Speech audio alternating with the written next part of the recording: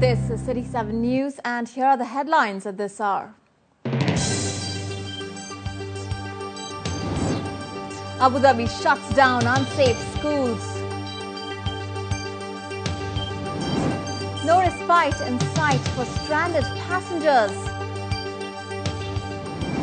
And drop in number of expat employees.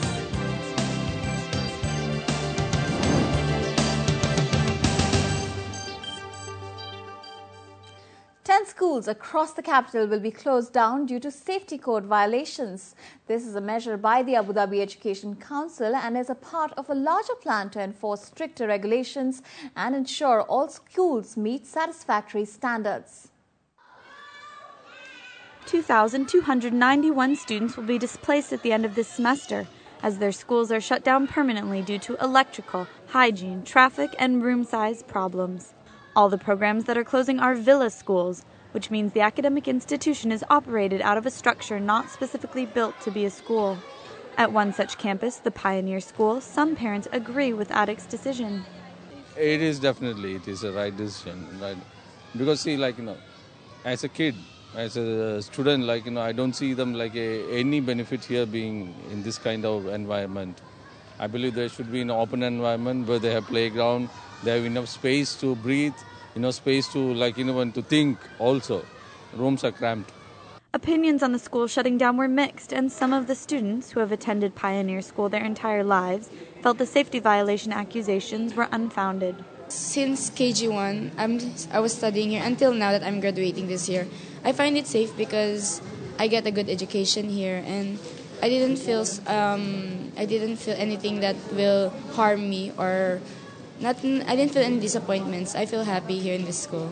The parents of the displaced students will have the option of sending their children to one of two new government schools that Atik is temporarily opening to meet the influx. These two schools will be operated for 3 years by a private operator who will be selected by Atik in the next few months. The notion is that the operators will have possession of the buildings for 3 years, and during that time they will develop a permanent school on land that we will allocate for them. We're talking about school catering for lower middle income families, so the fees will remain low and we will regulate that. And after the 3-year period, they will vacate the government school building and move into their new facility. These 10 villa schools are the first in a massive overhaul that will eventually include 71 villa schools closing due to unsafe conditions. القرار بإغلاق مدارس الفلل قديم. I gave an order to close all the villa schools. They will make new schools, and I do trust these people to build these facilities as soon as they can. Atik presented photographs of the problem areas, but media were not allowed to film them. The pictures demonstrated issues such as 40 students crammed into a 40-square-meter room, outdated medical kits, and open electrical wire hanging from the ceiling. The majority of these villa schools service the low-income community. Concerns have been raised that by shutting down these villa schools, Atik is making it difficult for low-income families to afford education for their children. However, Atik is also offering low-rent land for any providers and operators who are willing to build adequate school structures. Some of these schools' leaders are hopeful they will be selected to build new facilities on this low-rent government land. Actually doing the application, and we are refining a few entries so that the Abu Dhabi Education Council will give us consideration to approve our application for a license of a new school. The educational body says it's working with businesses to design effective solutions to creating and maintaining not-for-profit private schools. Carmel Dimichi, City 7 News.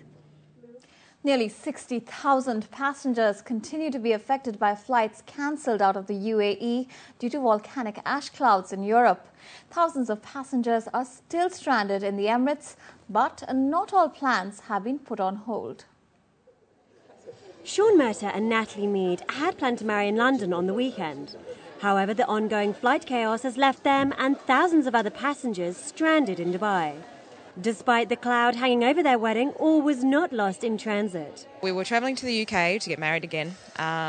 We arrived on Thursday, so this is day 5 of being stranded in Dubai, to find out that there'd been a volcano while we were travelling from Singapore and that there was going to be no flights. So we waited and we waited and we waited, and we went through every emotion you could go through, and by Saturday we realised we weren't going anywhere, so we had to find another way of doing it. The couple exchanged their vows in an impromptu wedding ceremony at the Dubai's Millennium Airport Hotel. Thanks to modern technology and the kindness of strangers and staff, their spontaneous service was broadcast over the net to their family in the UK. All of down here, right here in this area, is where we got married. So we had red carpets and a 3-tiered wedding cake, and it was just amazing. Airline contingency plans for these passengers include hotel rooms, meals and the reallocation of flights. But with cancellations set to continue, this could be the biggest disruption in aviation history. Certainly for the airlines, this is one cloud without a silver lining. This is unprecedented as far as aviation is concerned in the last 50 years. Cost to us so far, I would say in the region of $50 million and growing daily. And we're spending over $1 million a day on the passengers that were in direct transit when it all went pear-shaped on Thursday and Friday. Much of Northern Europe remains a no-fly zone, with airspace closed over 20 countries.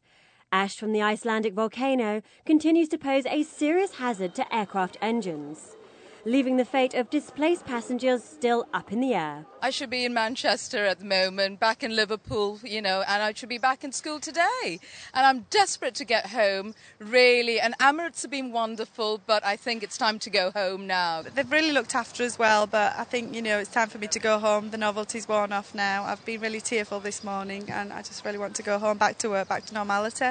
Despite the increasing number of passengers facing disrupted travel plans, airlines won't be operating normal services until the airspace is deemed safe. While some passengers seem to be enjoying extended vacations, most travellers can't wait to fly back home. Zoe Richards, City 7 News. Meanwhile, the UAE will issue 96-hour visas to passengers stranded at the country's airports. According to local reports, Lieutenant General Sheikh Saif bin Zayed Al Nahyan, Deputy Prime Minister and Minister of Interior, has instructed for assistance to be provided to those affected by the crisis. Passengers can approach passport control officers at the airports to obtain visas. Well, the travel chaos has delayed the opening of the Armani Hotel in the Burj Khalifa. Italian designer Giorgio Armani cannot make it for the April 21st opening. The hotel is now expected to be launched on April 27th. In a statement, a spokesperson of Armani Hotel Dubai said, due to the unforeseen closure of European airspace and the subsequent cancellation of international flights, the much-anticipated grand opening of Armani Hotel Dubai has been postponed. The hotel has been personally designed by the global fashion legend. It covers an area of 269,000 square feet and has 160 rooms.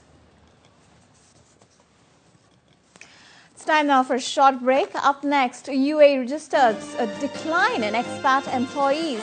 Stay tuned.